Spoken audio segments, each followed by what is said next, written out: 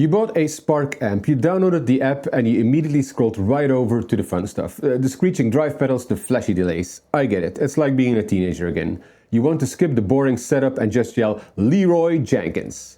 But that's probably why your tone sounds like a mess, and that's what we're here to fix. This is the first stop in a series where I, your reluctant guide, will drag you kicking and screaming toward tonal competence. But first, the basics. A Spark tone is a chain of effects. A gate, compressor, drive, amps, modulation, delay and reverb, in that order. And two important ones, the two that everyone likes to ignore, are the first two. Think of them as the bouncers at the door of your exclusive tone club. Without them you get chaos, you get feedback, you get noise, you get the same agony as you get from Coldplay misappropriating whiny violins in yet another one of their depressing songs. So let's start with the first bouncer, the noise gate. This one is pretty straightforward. It's also the only slot in the effect chain that has just one pedal option. It's this one. And it's a digital doorman. Its only job is to slam the door shut on any sound that isn't your guitar. All that hiss, that hum from your single coil pickups sounding like they're trying to tune into a local radio station, gone. And you have two controls, a threshold and decay. Threshold sets the volume level the gate will open for. Any signal below that level gets cut off. Set it too high and it also might chop off the start of your notes. Decay controls how quickly the gate closes again after the sound drops below the threshold. A fast decay cuts the sound abruptly, which is great for tight percussive riffs. A slower decay allows for a more natural fade out. Now let's play something without the noise gate on my single coil Strat.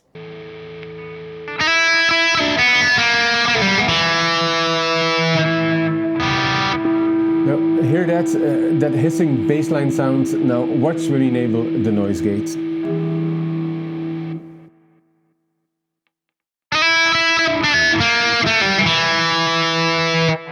Now it sounds clean, professional and silent, and that's step one, so don't skip it.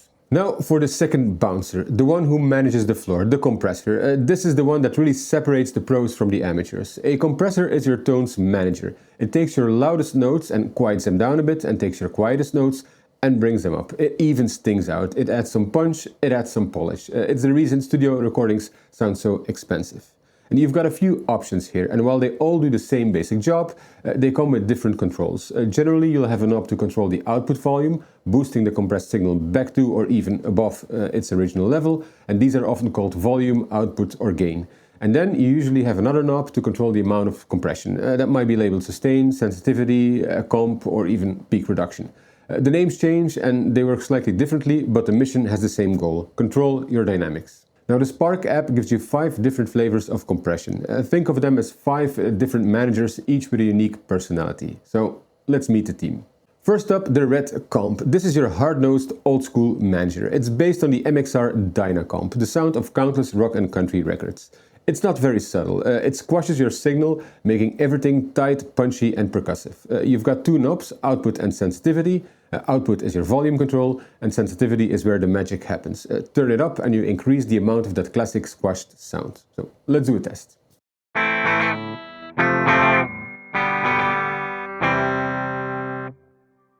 It's fine, it sounds adequate, but now let's put the Red Comp to work.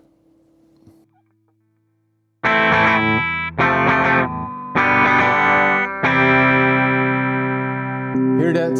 It's a lot more clean, it's punchy, it's perfect for funk, country or any other rhythm part that needs to cut through. Next we have the LA Comp. This is the smooth operator. It's modeled after the legendary LA2A Studio compressor. This isn't for squashing, it's more for leveling. It's musical, it's gentle, it makes everything sound richer. Here you have a gain and peak reduction. Gain is your output volume, peak reduction is a more elegant way of saying compression. It controls how much you're taming the loudest peaks in your signal. Let's try it.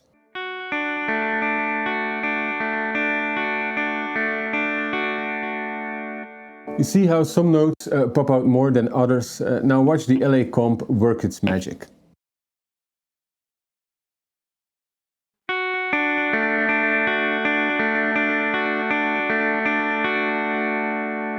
Still alright, it just sounds better. This one is for making your clean tones sound like they came off a well-produced record. Then there's the Sustain Comp. This one's the most versatile of the bunch. It's based on the Boss C-History. It gives you 4 controls: level for volume, sustain for the amount of compression, tone to brighten or darken the sound, and attack, which lets you control how quickly the compressor grabs a note.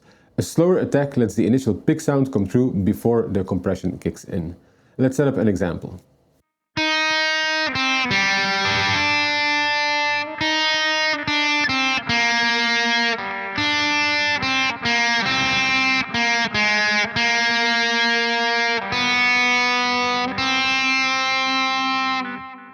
Now let's give this some artificial live support with the Sustain Comp.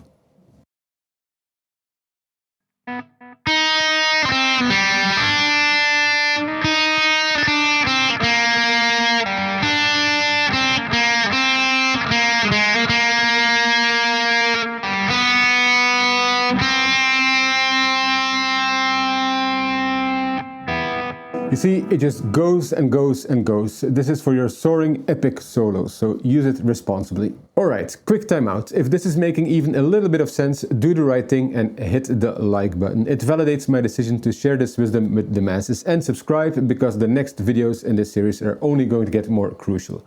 Also, let me know in the comments if I'm missing anything important. Then we have the Optical Comp. This is another gentle soul. It's inspired by the BBE Opto Stomp. It has a slower, more natural reaction time, and think of it as a warmer and smoother compression. It's great for taking the harsh edge out of your attack, and controls are simple: volume and comp. Volume for your output level, and comp to dial in the amount of that smooth optical compression. Let's try it.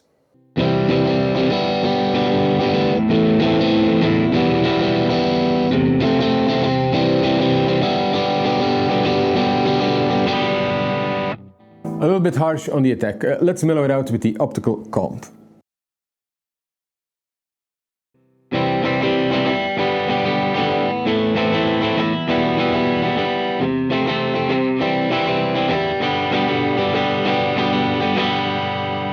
You see, it just kind of polishes the rough edges. It's a nice mellow touch for any strummed part. And finally, the Bass Comp. Don't let the name fool you. This is the secret weapon, modeled after the EBS Multicomp. It's famous for being incredibly transparent. It's a compressor when you don't want to hear the compression. It gives you gain and comp knobs, where gain is obviously for volume, and comp lets you dial in the exact amount of transparent compression you want. So let's give it a try.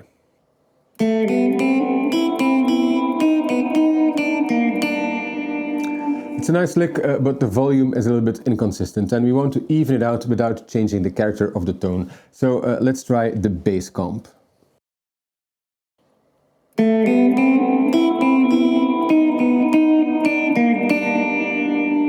You see, perfectly even, but it still sounds exactly like before. This is kind of your always on pedal. It just makes you sound a lot better, more consistent, and who doesn't want that? So there you have it, 5 compressors for 5 different jobs. The Red Comp is for that percussive squashy sound. The LA Comp is for that smooth studio polish with clean tones. The Sustain Comp is for endless lead lines and solos.